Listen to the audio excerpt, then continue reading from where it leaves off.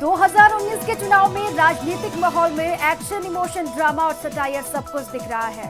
तो चुनावी बयानबाजी के चटकारे हमारे दर्शक भी लगा सके, इसे ध्यान में रखकर हम आपके लिए कुछ ऐसी ही चौकस खबरें लेकर आपके सामने हाजिर हैं।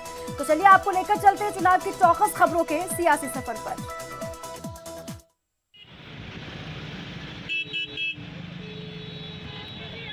सभा को संबोधित करते हुए कहा, देश का हर बच्चा, बूढ़ा, जवान, हिंदू, सिख, ईसाई, मुसलमान भारत को अपनी मां समझें और जो भी हमारी मां की तरफ आंख उठा के देखे तो हम उसकी आंखें नोच लें।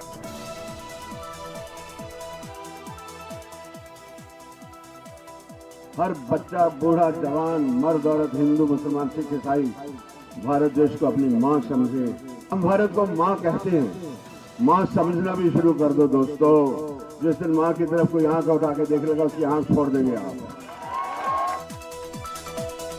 मथुरा में हेमा मालिनी के लिए वोट मांगते हुए बॉलीवुड हीमैन धर्मेंद्र यादव ने कहा, मैं इसी भरोसे के साथ आपके पास आया हूं कि हमारे कदम से कदम मिलाएंगे आप सब लोग। मैं वादा करता हूं बहुत अच्छे भविष्य का आप सब को सामना करना पड़ेगा। अब आपके एक मसीहा मिल गए हैं। मैं इसी भरोसे पे आया हूं कि हमारे कदम के साथ कदम मिलाएंगे आप, और मैं वादा करता हूं एक बहुत अच्छे भविष्य का आपके लिए। एक मसीहा मिल गया आपको, आप समझते हैं कौन मसीहा है। मथुरा में हेमा के लिए वोट मांगते हुए धर्मेंद्र ने कहा, हेमा की जीत को मैं बहुत बड़ी जीत मानता हूं। ये सब आप सब लोगों की वजह से ही संभव हो पाया है।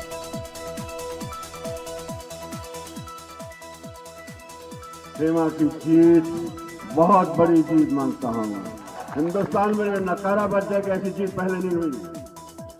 वो जीत हम आपके सहयोग के बगैर नहीं जीत सकते बच्चों। प्रधानमंत्री मोदी ने कठुआ रैली के दौरान बाबा साहब भीमराव अंबेडकर की जयंती पर कहा, मैं बाबा साहब के देश के लिए किए गए कामों के लिए कोटि कोटि नमन करता हूं। अंबेडकर की जन्म जयंती, बाबा साहब को मैं कोटि कोटि नमन करता हूं, उन्हें अपनी श्रद्धांजलि देता हूं। प्रधानमंत्री मोदी ने जम्मू के कठुआ में रैली के दौरान जनसभा को संबोधित करते हुए कहा, जितने सर्वे आ रहे हैं हर सर्वे में एक बात साफ है कि कांग्रेस को जितनी सीटें चुनाव में आ रही हैं उससे 3 गुना ज्यादा सीटें भाजपा को मिल रही हैं। जितने सर्वे आ रहे हैं, सर्वे में एक बात साफ है कि कांग्रेस को जितनी सीटें मिलने की संभावना है, भाजपा को उससे 3 गुनी सीटें मिलने की संभावना है। कठुआ रैली में जनसभा को संबोधित करते हुए प्रधानमंत्री मोदी ने कहा, आप सब लोगों ने पहले चुनाव में भारी मतदान करके आतंकवादी और महामिलावटियों को कड़ा संदेश दिया है और इस बार भी कड़ा संदेश देने का वक्त है।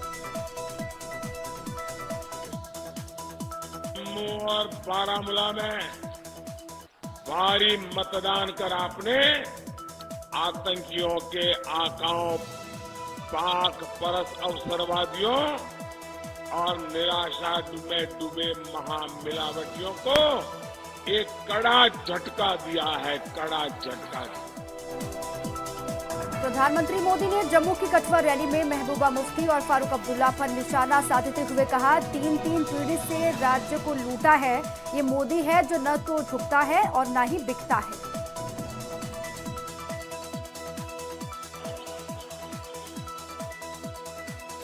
3 पीढ़ी पर से यहां पर कब्जा जमा के बैठे हुए अब्दुल्ला परिवार और मुफ्ती परिवार को कहना चाहता हूं, ये मोदी है, न बिकता है, न डरता है, न झुकता है। डिम्पल के खिलाफ चुनाव में प्रत्याशी न उतारने के सवाल पर प्रसपा संस्थापक शिवपाल यादव ने कहा, मुझे मेरे कुछ साथी लोगों ने सुझाव दिया कि वो बहू है और कुछ पारिवारिक संस्कार भी होते हैं, जिस वजह से मैंने प्रत्याशी नहीं उतारा।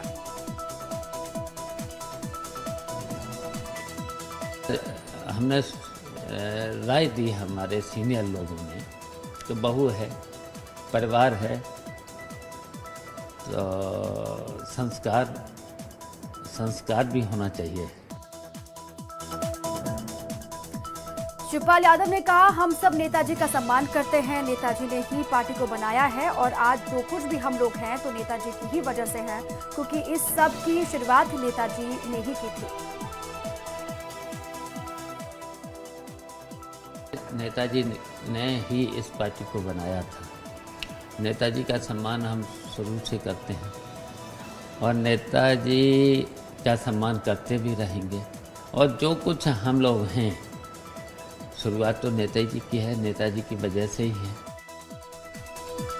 शिवपाल यादव ने अखिलेश यादव और प्रोफेसर राम गोपाल पर सवाल उठाते हुए कहा, जब उनको पता था मैं फिरोजाबाद से चुनाव लड़ रहा हूं, तो अक्षय को चुनाव नहीं लड़ाना चाहिए था। जब पता था चाचा लड़ रहे हैं तो भतीजे को फिरोजाबाद सीट से हट जाना चाहिए था। अगर इन लड़कों में संस्कार होते, जब मैं लड़ रहा था, तो अखिलेश को और प्रोफेसर को छोड़ना चाहिए था, अगर दूसरी जगह से लड़ा लेते। जब चाचा लड़ रहे हैं तो भतीजों को हट जाना चाहिए था। अगर मुलायम यादव के छोटे भाई और कभी समाजवादी पार्टी के कद्दावर नेता रहे शिवपाल यादव ने सपा से हटकर प्रगतिशील समाजवादी पार्टी नाम की पार्टी बनाई है, पर आज चुनावी माहौल में कहीं न कहीं शिवपाल यादव से सपा से अपना मुंह नहीं छोड़ पा रहे हैं शिवपाल यादव। और इसी बात को लेकर शिवपाल यादव ने भतीजे अखिलेश यादव को लेकर कहा कि अखिलेश ने पार्टी को तोड़ने का काम किया है, जिससे पार्टी कमजोर हो गई है और प्रदेश में 0 नंबर पर पहुंच गई है। अखिलेश ने तो समाजवादी पार्टी को तोड़ा है और उसकी वजह से देखिए इस समय में समाजवादी पार्टी बहुत कमज़ोर भी हुई है। एक तरह से ऑपरेशन 0 है। शिवपाल यादव ने कहा, नेताजी ने अखिलेश यादव से एक सीट मांगी थी अपर्णा के लिए, पर अखिलेश ने नेताजी की बात भी नहीं मानी और प्रोफेसर ने भी नहीं मानी। यही 2 लोग समाजवादी पार्टी को चला रहे हैं।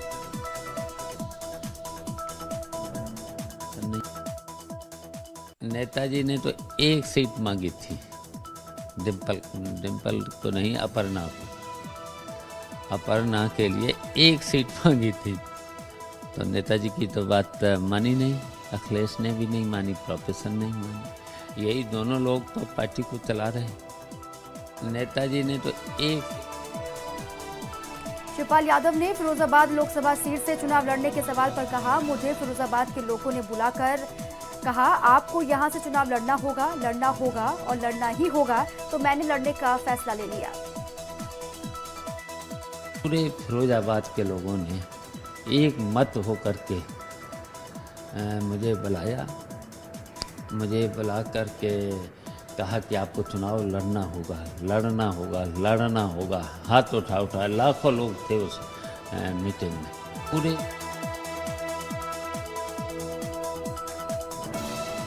अखिलेश यादव ने कहा, महागठबंधन ने लोगों को एक मौका दिया है। देश के तमाम उन लोगों को जो संविधान बचाना चाहते हैं, इस देश को बचाना चाहते हैं, वो सब एकजुट होकर महागठबंधन को वोट करें। जिस तरह पहले फेज में वोट किया है, हमें उम्मीद है आगे भी हमें ऐसे ही वोट मिलते रहेंगे। भी एक मौका दिया है लोगों को, देश के तमाम उन लोगों को जो संविधान बचाना चाहते हैं और संविधान से दिए हुए अधिकारों को बचाना चाहते हैं। मुझे उम्मीद है कि जिस तरीके से पहले चरण में लोगों ने एकजुट होकर के इस महागठबंधन की मदद की है, आने वाले चरणों में भी इसी तरीके से हम जनता का अपील करते हैं। अखिलेश यादव ने बीजेपी के ऊपर तंज कसते हुए कहा, वो कहते हैं जब तक भारतीय जनता पार्टी है हमारी सीमाएं सुरक्षित है, पर मैं कहता हूं जब तक हमारे देश के सैनिक जवान सीमा पर हैं, हमारा देश और हम बिल्कुल सुरक्षित हैं। अगर भारतीय जनता पार्टी है तो हमारी सीमा सुरक्षित है। हम समाजवादियों का मानना है जब तक जांबाज फौजी हमारे सीमाओं पर है, हमारी सीमाएं सुरक्षित हैं। अखिलेश यादव ने सेना के नाम पर सियासत करने पर बीजेपी के ऊपर तंज कसा और कहा, सरकारें आती हैं, चली जाती हैं, सरकारें बनती हैं, सरकारें बिगड़ती हैं और हट भी जाती हैं, लेकिन सेना वही के वही सरहद पर रहकर हमारी रक्षा करती है। सरकार आती है, चली जाती है, सरकारें बनती हैं, सरकारें हट जाती हैं, लेकिन फौज वहीं की वहीं सीमा पर भारत देश की रक्षा करने का काम करती है। सीएम योगी आदित्यनाथ ने अंबेडकर जयंती के मौके पर कहा, आज जब भारत के संविधान के जरिए देश को नई दिशा देने की बात आती है, लोग पूरी श्रद्धा के साथ बाबा साहब का नाम लेते हैं।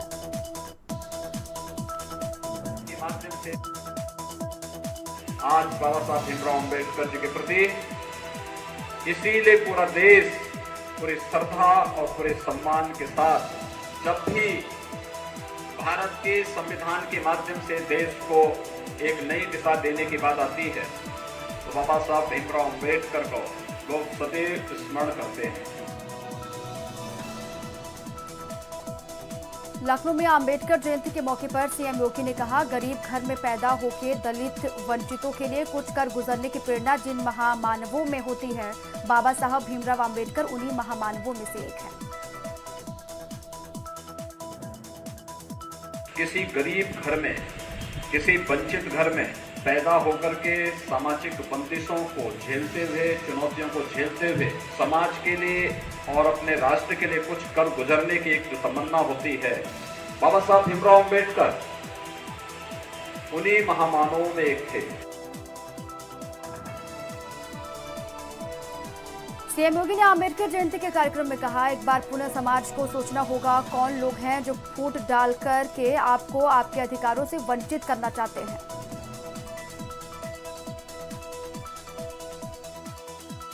आज एक बार पुनः समाज को सोचना होगा कौन लोग हैं जो फूट डाल करके एक बार पुनः आपको आपके अधिकारों से वंचित रखना चाहते हैं। बीएसपी सुप्रीमो मायावती ने अमित शाह पर ट्वीट करके हमला बोला। अमित शाह ने रैली में कहा था कि बीएसपी चुनाव के समय अंबेडकर को याद करती है। शाह का ये बयान मिथ्या और शरारतपूर्ण है। बीएसपी दिन रात 365 दिन अंबेडकर से प्रेरणा लेती है। बीएसपी सर्व समाज के लिए काम करती है।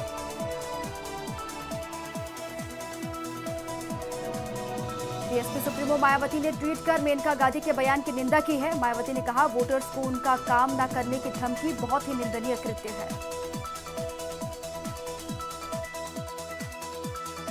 मैं जीत रही हूँ, लेकिन अगर मेरी जीत मुसलमानों के बिना होगी तो मुझे बहुत अच्छा नहीं लगेगा, क्योंकि इतना मैं बता देती हूँ कि फिर दिल खट्टा हो जाता है।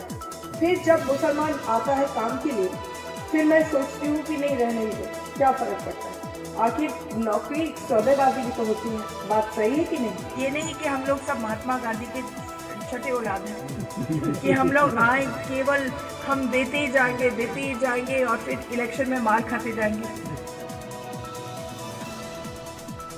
प्रियंका गांधी वाड्रा ने कांग्रेस के प्रभाव को नॉर्थ ईस्ट में बढ़ाने के लिए रोड शो किया। असम में प्रियंका के रोड शो में उमड़ा जनसैलाब।